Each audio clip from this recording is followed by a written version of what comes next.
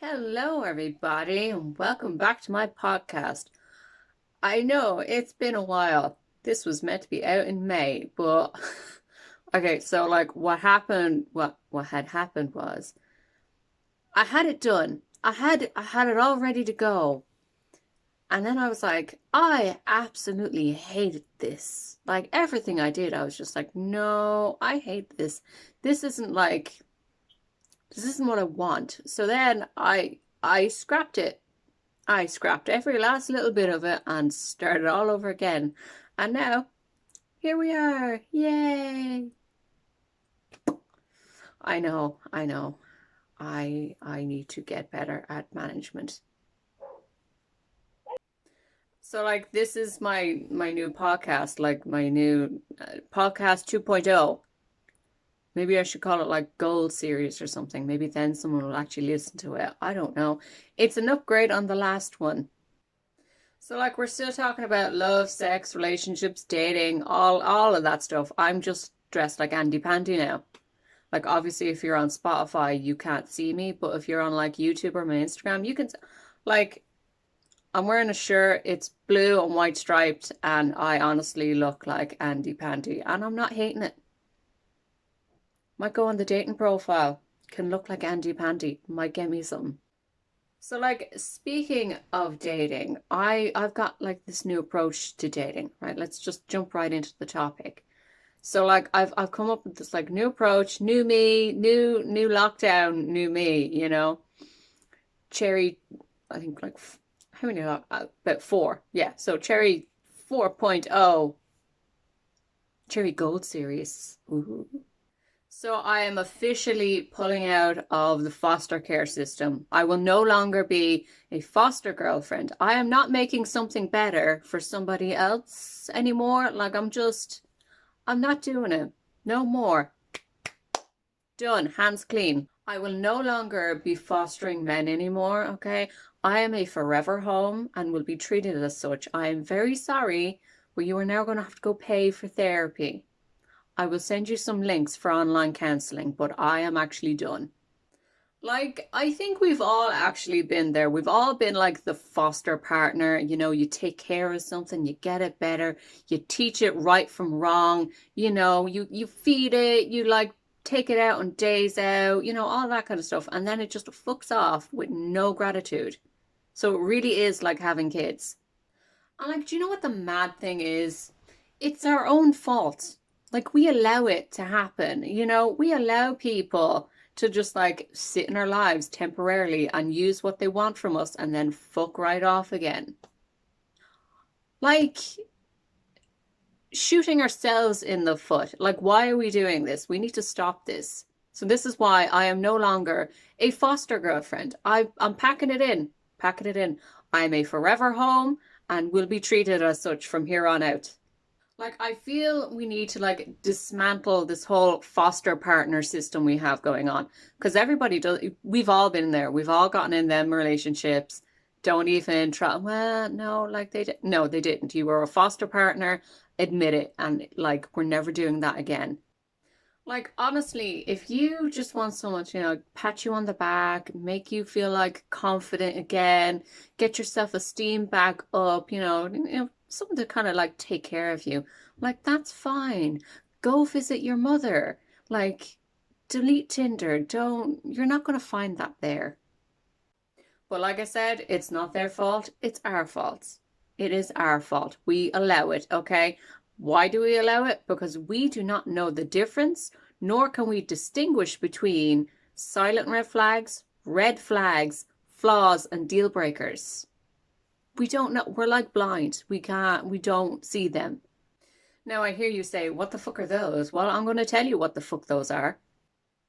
Okay, so number one, silent red flags. Those are unobvious behaviors that we dismiss or ignore because they seem innocent and harmless at the time. Now, how does this like equal to like being a foster partner? Well, I'll tell you, it's stuff like when they don't really tell anyone about you. And you're like, well, we're new. We're like only going out. No. That is 100%. Don't take your shoes off. You are not staying. So, number two, red flags. Now, you're probably all like, well, I know what a red flag is. Do you? Do you really? Take a look at your last relationship. You honestly say you know what red flags are? Red flags are behaviors, habits, and routines that speak to a deeper issue. Okay? That is the definition of red flags. So now you know. So fucking recognize them. Flaws are personality or character traits that are part of who they are as a person.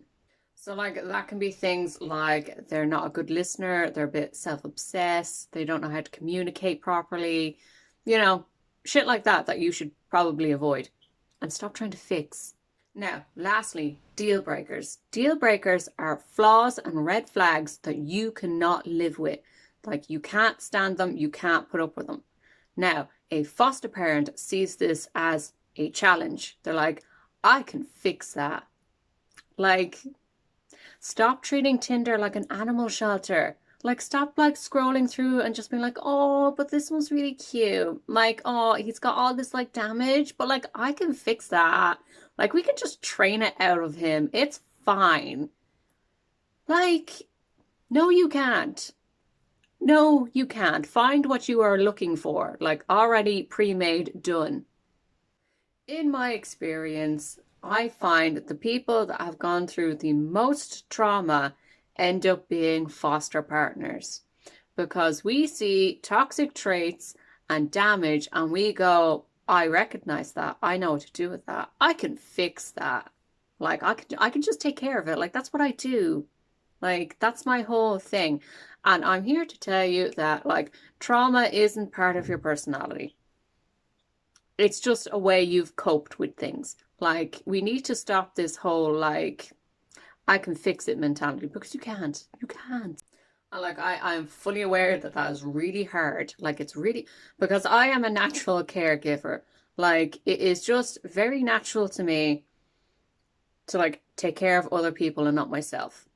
Like, I do that all the time. It's why I've been single for so long. It's like, oh, okay, I'll take care of you now. This is what I do.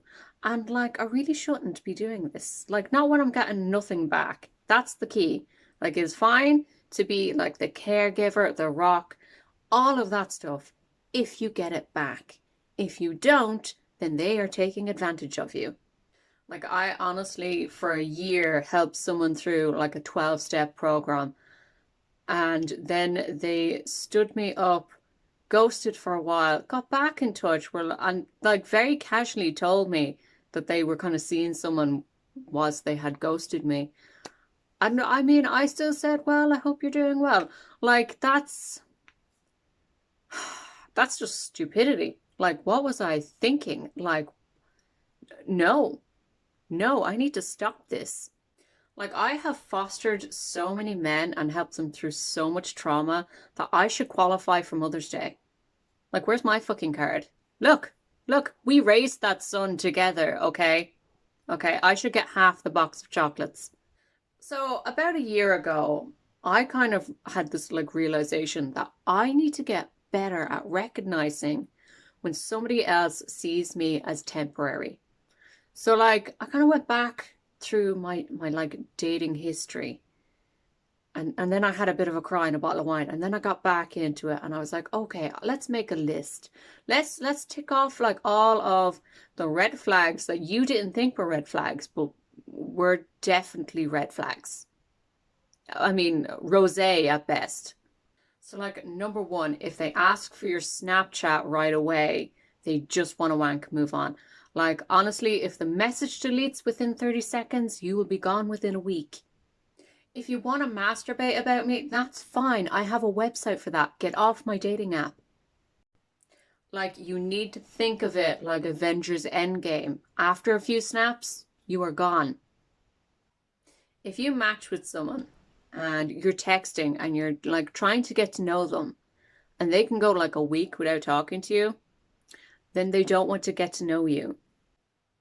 If they act like really chill, really laid back, and they're just like, I call them yeah whatevers, because literally anytime you want to organize something like a meetup or hangout or a date or whatever, they're just like, yeah, whatever. Yeah, whatever. Because that's how they feel about you. Yeah, whatever. Because you are temporary, you are back pocket information. Just walk away. If they use like your first date as a form of therapy, like if you sit down to a first date and they give you literally 10 years worth of trauma, like, no, red flag, really big red flag. Like, trauma is really more of like a third date thing. Like, on the first date, it's, so what's your favorite color? You know, like light, happy, not my dad abandoned me. Like, you know, like this actually happens quite a lot. Like, I remember I went on a first date with a guy and he was talking about his family and he mentioned his brother and he was like, oh, well, he's like my half brother. My mom had an affair. It broke the family apart. And now he's kind of like the family shame. Like, that's a lot over coffee, you know? Like, maybe leave that for like another, a little bit further down the line. Okay, so this one sounds a bit stupid, kind of petty, but it's actually very accurate and very telling. Okay, so like if you're talking to someone for like a while and like your friends on social media and stuff, and they don't tag you in memes, they send them to you privately because they don't want other people publicly seeing you two talking to each other because you are what? A secret. Like, I know how that sounds, but it's true. Like, if they can't like tag you and so, if they can't let people publicly see you two have like a conversation, like red flag. Like, if I had one, I'd be waving it. Like, red fucking flag. I mean, look, your relationship can be private, but it shouldn't be a secret. Like, people should know about you and that you exist within their lives. Like, it's all about recognizing when you are being kept a secret, when you are temporary, when you are just like the foster partner till they find their forever home, which we are going to stop because you are what? A forever home. You, right? I see you. You are a forever home and you should be treated as such, okay? You are not temporary. The biggest mistake I make is I'll meet someone and I'll be like, yay, I'm looking for like a serious committed relationship. And they go, okay, well, like, let's just see how this goes.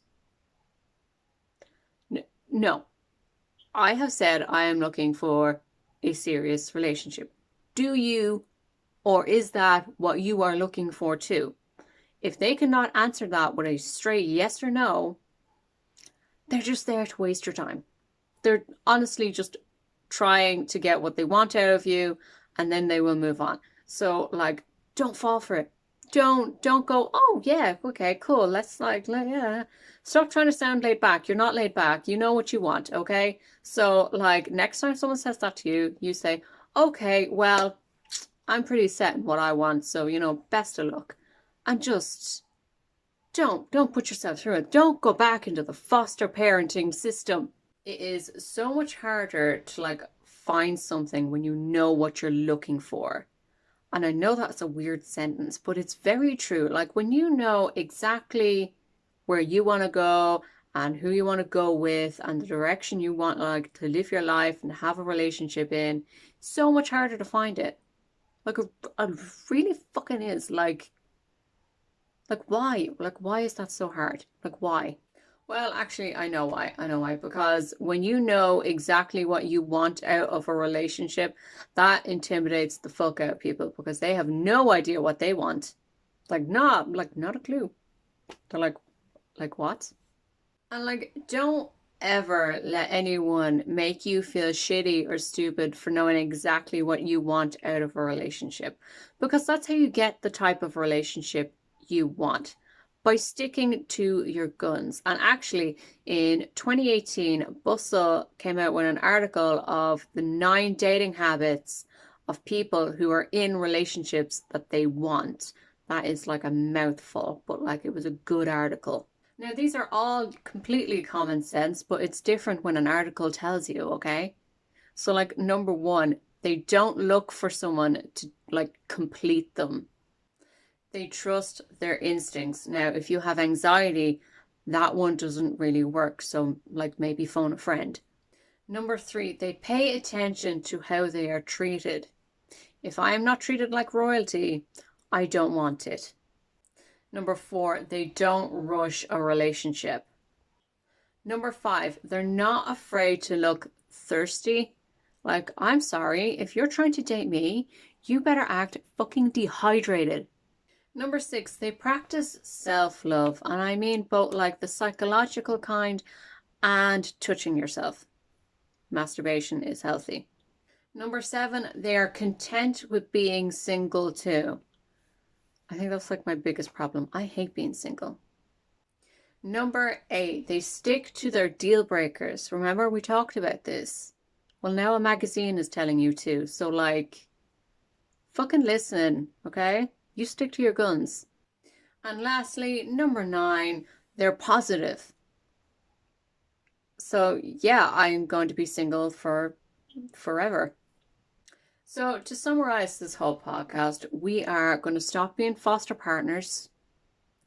We are going to stick to our deal breakers. We're going to recognize red flags and silent red flags, and we are going to be more positive. Yeah, I mean, that last one's really going to get me. Mightn't do it. Not sure yet, okay? So I really hope you enjoyed this podcast today. I hope you took something from it. Even if it's, oh, yay, I'm not the only foster partner out there. Like, you're not alone. Let's start like a support group. You know, I think that could be something that could really help. Like, honestly. So I hope everyone is having a great day. You're having an even better week and you're staying safe and you're staying healthy. Love you.